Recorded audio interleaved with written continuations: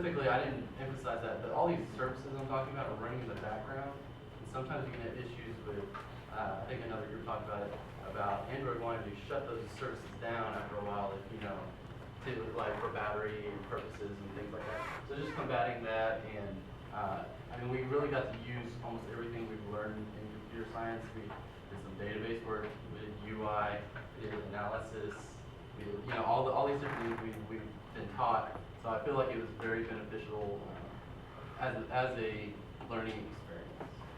So from a more several areas perspective, it is a computer science project, but we did approach from a health perspective.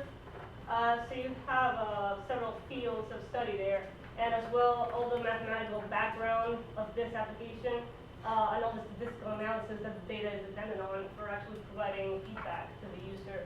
It's another thing important to our learning. So that's something I wanted to add as well. I think we'd like to open the floor for questions. So obviously you're streaming data from a Pebble to Android smartphone and you have batteries. How much did that actually impact the battery itself? Over the time that we were doing it, which was an hour or two at a time, we didn't notice major battery issues. However, the advertised battery life for Pebble is more 5 to 7 days.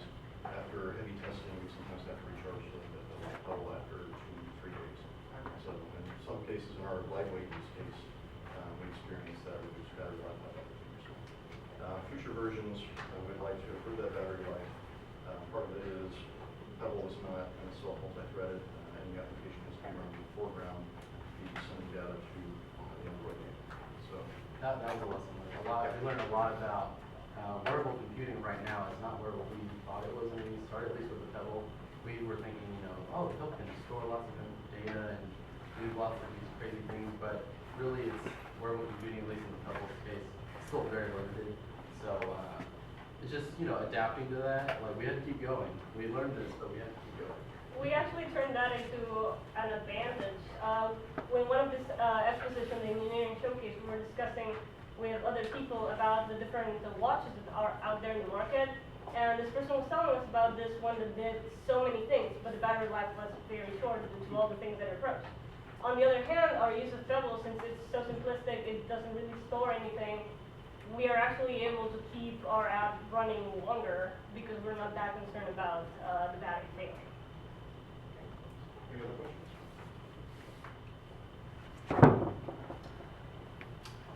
All right, if there's no questions,